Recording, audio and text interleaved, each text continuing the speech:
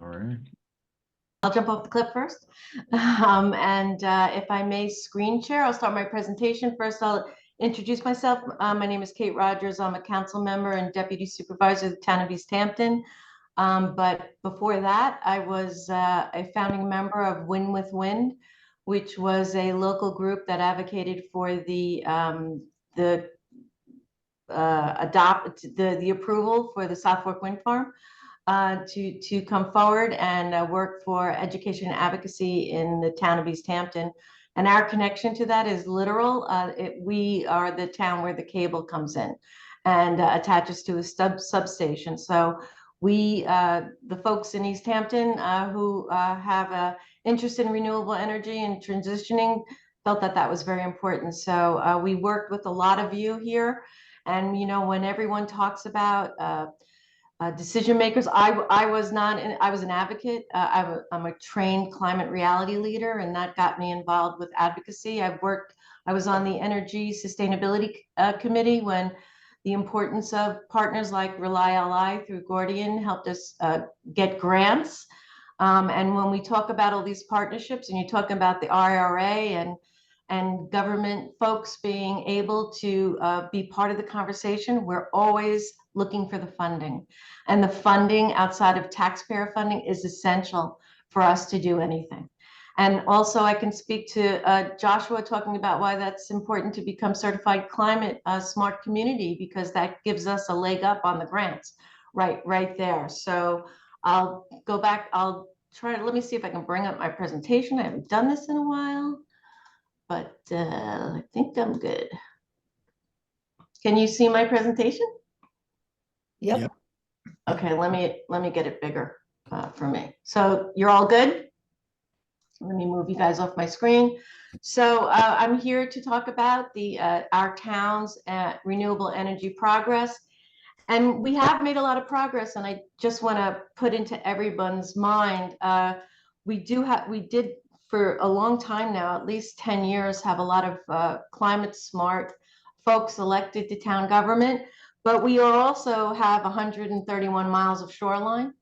And we are very vulnerable to the impacts of climate change. And I think that also helps us with our community advocacy, because we are living the impacts even now. We have several heavy duty impacts from the climate crisis, such as the infestation of the southern pine beetle, taking apart our forests, and we are impacted by sea level rise.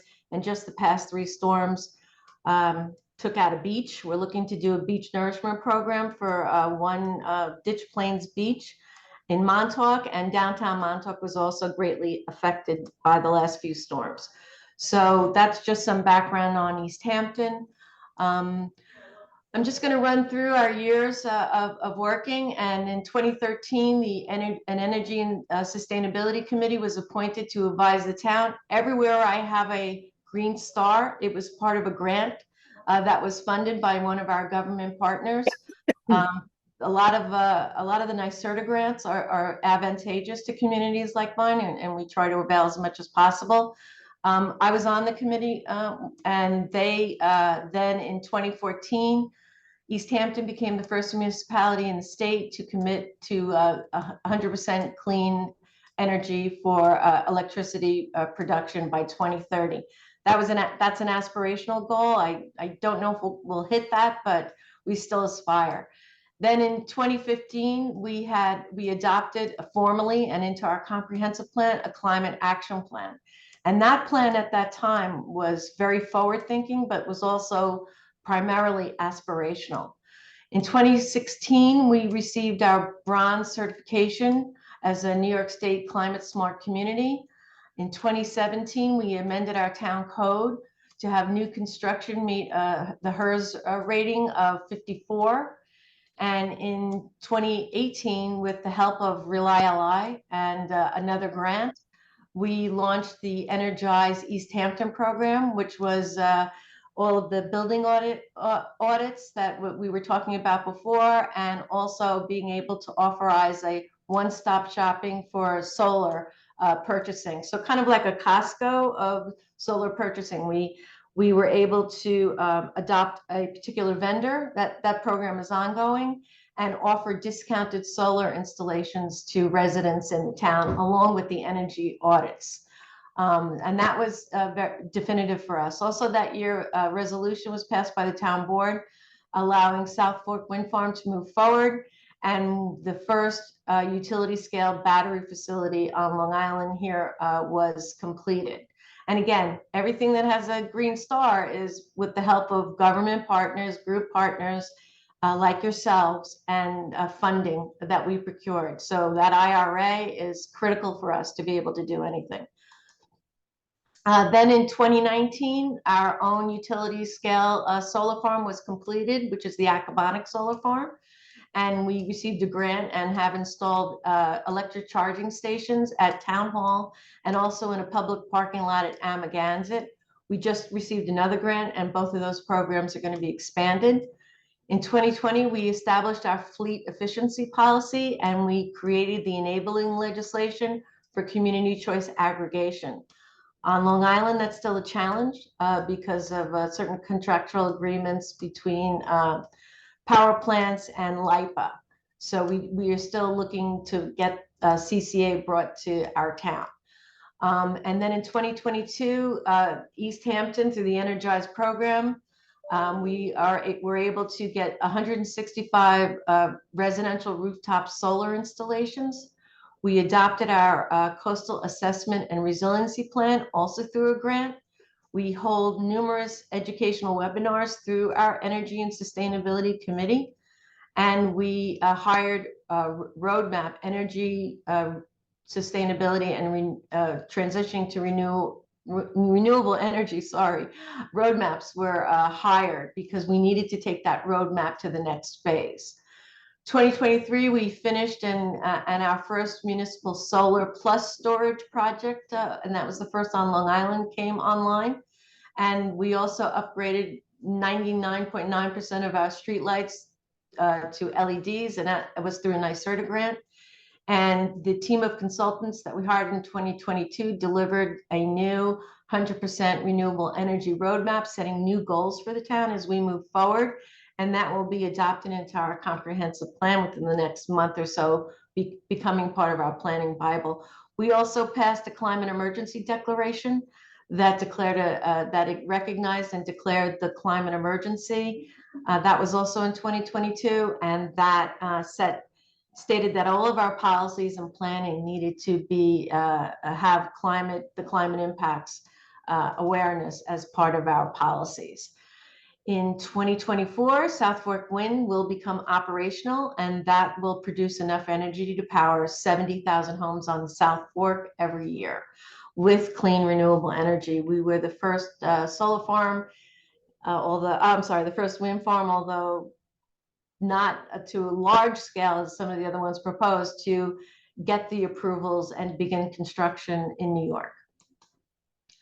In 2024, we were also awarded a grant of $600,000 from the New York State Department of State to develop community consensus around proactive measures to reduce coastal area vulnerability, to revitalize the areas, to protect tourism, which is basically our downtown Montauk area and our beaches, and also support a resilient year-round community and develop a plan for managed retreat. So we're starting to have that conversation, and we wouldn't be able to do that without the funding. I just wanted to talk about where we stand with the NYSERDA Clean Energy Community Scorecard. And we've completed 8 actions and have accumulated 3,100 points.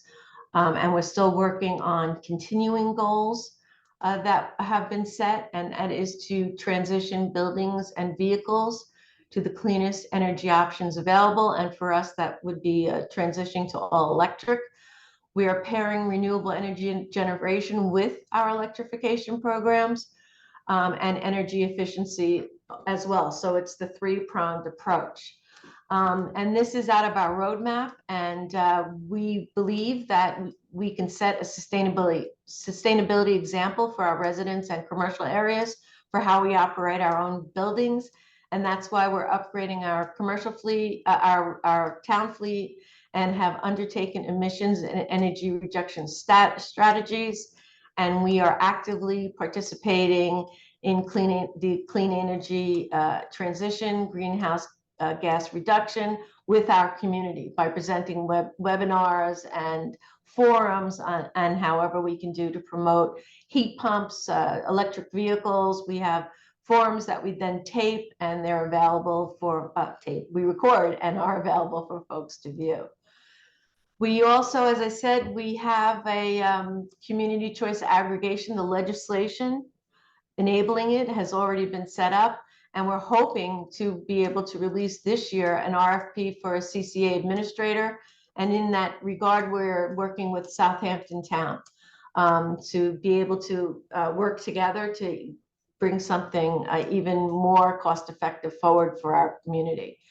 We're still working on our community solar for on-site, off-site, community distributed generation, and working on long-duration energy storage. The battery storage issue has become a very hot topic, no pun intended, on Long Island, with a lot of municipalities on Long Island instituting moratoriums on battery storage for fears of fires. Those fears have really come to the forefront. There's been front page articles on large newspapers on Long Island talking about the mostly triggered by the lithium batteries that you see go on fire from scooters, etc. Some EVs that have gone on fire, but this opposition is now gaining traction. So this is one of the hurdles that we're facing, is dispelling some of the myths around battery storage, which is crucial, as we all know, to our commitment to renewable energy. Right now, in our municipal buildings, ongoing, we're electrifying space and water heating equipment.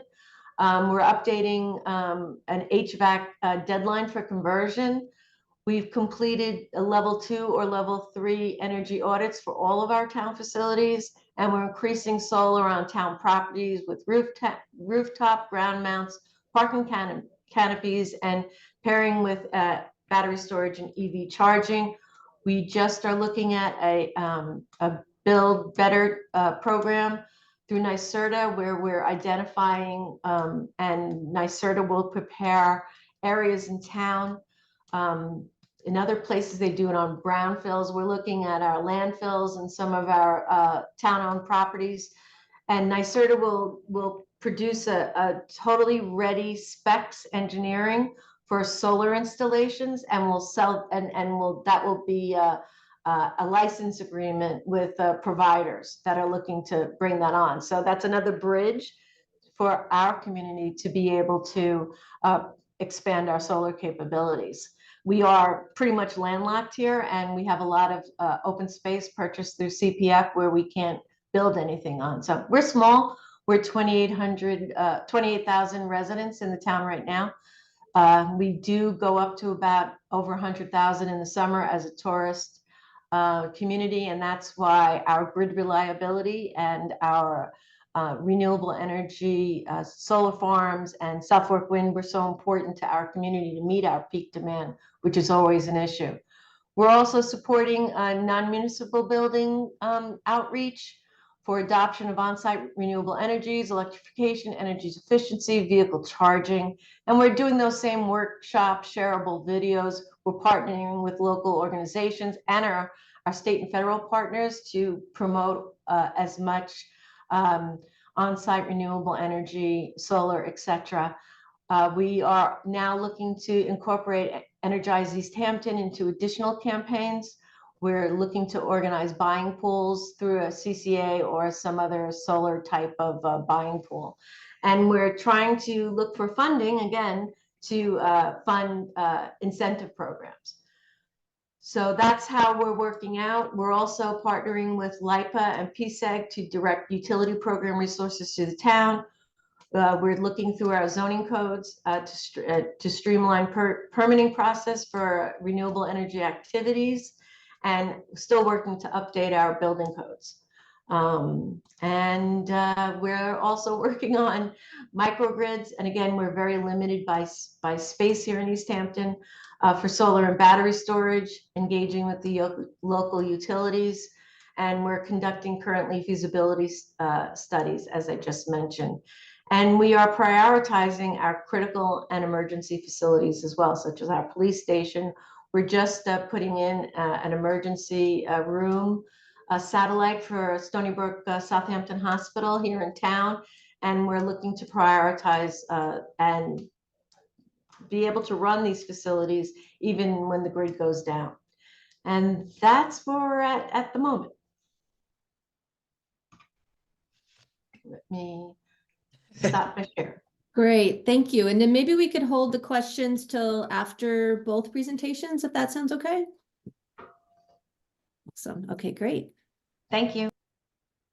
That was awesome, Kate. Thank you. I could easily start by just saying ditto. I feel like I'm so happy that I get to go second because I could just be like, whatever Kate said, we're doing that too. And she explained the whole thing. So I'm just going to say ditto as I go through my process. So I'm Julie Noble. I'm the sustainability coordinator for the city of Kingston. And I'm going to talk about where we are with climate smart and clean energy communities. So just to give you an idea of where Kingston is in Ulster County. It's an hour south of Albany and an hour and a half north of New York City. We have 24,000 people. We are a city, and we are on the Hudson River at the base of the Catskill Mountains. So this is I'll just say, Kate and I did not coordinate our slides at all. And it's so interesting that she put his timeline. I have a timeline. She went through her whole thing. I went through my whole thing.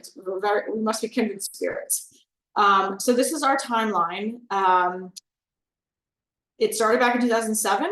Actually, I've been working for the city of Kingston since '98 when I was getting out of high school. And at that time, from '98 till 2007, I worked with the city, as did my colleague at the time and husband now, to convince them that environmental education, environmental anything was important. It took us 8 years to convince the administration at that time. And then they hired one of us full time, and we rock, paper, scissors, who got to go first and be full time, and I won. So I've worked longer than my husband here. He happens to be the mayor now, but I don't give him any credit for that. It is what it is. I mean, really. So we, at that time, formed a conservation advisory council, which I was the chair of. We adopted the Climate Smart Pledge early on in 2010. And did our first climate action plan in 2012. So we hired a climate analyst to do our first climate action plan then. Our 2012 climate action plan gave us goals till 2020. That included mitigation and mitigation only, really. So we did a separate adaptation plan, which was our planning for rising waters. As I mentioned, we're on the Hudson River. We're also on the Rondout Creek and the Esopus Creek. So we're surrounded by water.